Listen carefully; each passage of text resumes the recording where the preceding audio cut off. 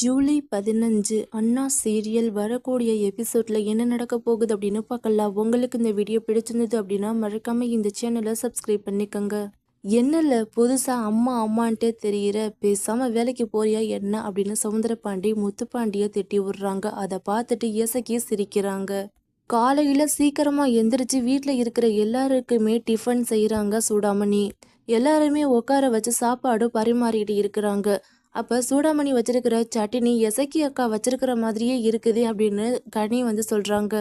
அடியே கனி, அது ஒண்ணு எசக்கி வைக்கிற மாதிரி இல்ல, இவங்க வைக்கிறது தான் எசக்கி வைக்கிற மாதிரி இருக்குது அப்படின்னு சொல்லிடுறாங்க. வைகுண்டம் எல்லாருமே கேள்விக்கு மேல கேள்வி கேட்க ஆரம்பிக்கிறாங்க.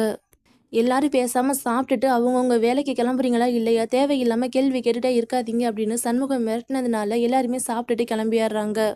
சூடாமணி, கனி, வீரரத்னம் 3 பேருக்குமே பாய் காட்டுறாங்க. ஆனால் அவங்க யாருமே தாட்டா காட்டாமல் போயிடுறாங்க. ரொம்பவே சோகமாக இருக்கிறாங்க. அந்த டைமில் தான் பரணி வர்றாங்க. அதான் நான் கிளினிக் போயிட்டு வரேன் அப்படின்னு சொல்லிட்டு அவங்களுக்கு பாய் சொல்லிட்டு கிளம்புறாங்க. சரி நீ வா உள்ள, எவ்வளோ நேரம் தான் நான் பசியோடையே இருக்கிறது, எல்லாரும் தான் போயிட்டாங்கல்ல அப்படின்னு சொல்லி வைகுண்ட சூடாமணியை வீட்டுக்குள்ளே கூட்டிகிட்டு போகிறாங்க. என்னம்மாம்மா இவ்வளோ அவசரம், உங்களுக்கு வேணுமென்னா போட்டு சாப்பிட்லாம்ல அப்படின்னு சொல்கிறாங்க.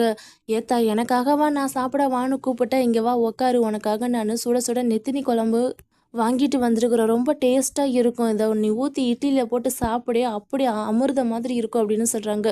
என்னம்மாம்மா பிள்ளைங்க எல்லாரையுமே அனுப்பி வச்சுட்டு இது நமக்குள்ளே தேவைதானே அப்படின்னு கேட்குறாங்க. அவங்க எல்லாருக்குமே டெய்லி வாங்கி கொடுத்துட்டு தானே இருக்கிறோம், ஆனால் உனக்கு தானே வாங்கி கொடுக்க முடியல, நீ நாக்கு செத்து போய் வந்திருப்ப, பேசாமல் இதை சாப்பிட அப்படின்னு அந்த குழம்ப ஊற்றி இட்லியை பிசைஞ்சு சூடாமணிக்கு ஊட்டிக்கிட்டு இருக்கிறாங்க. அந்த டைமில் தான் வீட்டுக்குள்ளே இருக்கிற மிளகாயை எடுக்கிறதுக்காக வெட்டிக்கிளி வர்றாங்க. வைகுண்ட சூடாமணிக்கு சாப்பாடு ஊட்டுறதை பார்த்துட்டு பதறி போன வெட்டிக்கிளி, எப்பா என்ன பண்ணிக்கிட்டு இருக்கிற, இதெல்லாம் என்ன கூத்து, ஆள் இல்லாத வீட்டில் கிளவி துள்ளி குதிச்ச கதையால் இருக்குது உன் கதை, இதை நான் என்ன பண்ணுறேன்னு பாரு அப்படின்னு சொல்லிட்டு வெளியே வெயிட் பண்ணிட்டு இருக்கிறாங்க வெட்டிக்கிளி. அதுக்கப்புறமா சூடாமணி வைகுண்டத்துக்கிட்ட கேட்குறாங்க, எனக்கு கடைசியாக எசக்கியையும் பார்த்துட்டு நான் ரொம்ப சந்தோஷப்படுவேன், எப்படியாவது எசக்கியை கூட்டிகிட்டு வந்துடுங்க, நான் அவளை பார்த்தாறேன் அப்படின்னு சொல்லியிருக்கிறாங்க. சரின்னு சொல்லிட்டு நான் போய் கூட்டிகிட்டு வரேன்ட்டு வைகுண்டம் கிளம்ப, அதுக்கு நம்ம சூடாமணி பாய் சொல்கிறாங்க. அதை பார்த்துட்டு மறுபடியும் நம்ம வெட்டிக்கிளி எப்பா நீ என்ன பண்ணிக்கிட்டு இருக்கிற, அந்த பொம்பளைக்கெல்லாம் நீ பாய்க்கு சொல்லிட்டு இருக்கிற, இது என்ன உனக்கு பொண்டாட்டியோட ஃப்ரெண்டான்னு சொல்லி நீ போய் சொல்லி கூட்டிகிட்டு வந்திருக்கிறியா, இதை பார்த்து அப்படி இல்லையே, உன் செட்டப்பை தானே பொண்டாட்டியோட ஃப்ரெண்டுன்னு சொல்லி வீட்டுக்குள்ளே கூட்டியாந்து வச்சு கூத்தடிச்சிட்டு இருக்கிற, இதை நான் என்ன பண்ணுறேன்னு பாரு அப்படின்னு சொல்லிட்டு நம்ம சண்முகம் பரணி கிட்ட வர்றாங்க. என்னடா இவ்வளோ அவசர அவசரமாக வர்ற, உன்னை நான் கடையை தானே பார்த்துக்க சொன்னேன், என்னத்துக்கு நீ இப்படி பண்ணிட்டு இருக்கிற, அண்ணே உனக்கு என்ன தெரியும், உங்கள் அப்பா வீட்டுக்குள்ளே என்னென்ன கூத்து அடிச்சிட்டு இருக்கிறான்னு தெரியுமா, வயசு பிள்ளைங்க இருக்கிற வீட்டுக்குள்ளே அவர் என்னடானா உங்கள் அம்மாவுடைய ஃப்ரெண்டுன்னு சொல்லி ஒருத்தைய கூட்டிகிட்டு வச்சுக்கிட்டு கூத்தடிச்சிக்கிட்டு இருக்கிறாரு, அது ஒன்றும் உங்கள் அம்மாவோட ஃப்ரெண்டு இல்லை, அவர் பண்ணுற எல்லா அட்டகாசத்தையும் பார்த்தா அது அவர் சேர்த்து வச்சிருக்கிற செட்டப்பு போல் அப்படின்னு சொல்லிட்டு இருக்காங்க. அப்படி என்ன தாண்டா நடந்துச்சு, முதல்ல சொல்லிட்டு கிளம்பு அப்படின்னு சொல்கிறாங்க.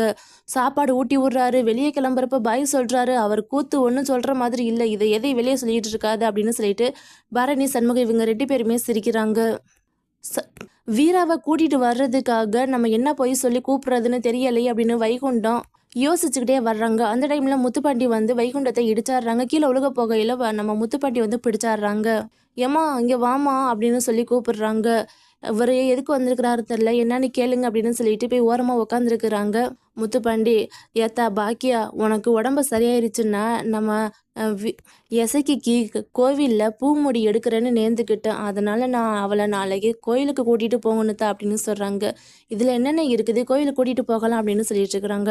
அப்போ தான் நம்ம முத்துப்பாண்டி சொல்கிறாரு, கல்யாண பொண்ணுக்கு மொட்டையெல்லாம் அடித்தா நல்லாவா இருக்கும், அதெல்லாம் ஒன்றும் வேண்டாம், இது என்ன நேர்த்திக்கடன் புதுசாக நின்றுட்டு இருக்கிறீங்க அப்படின்னு திட்டுறாங்க.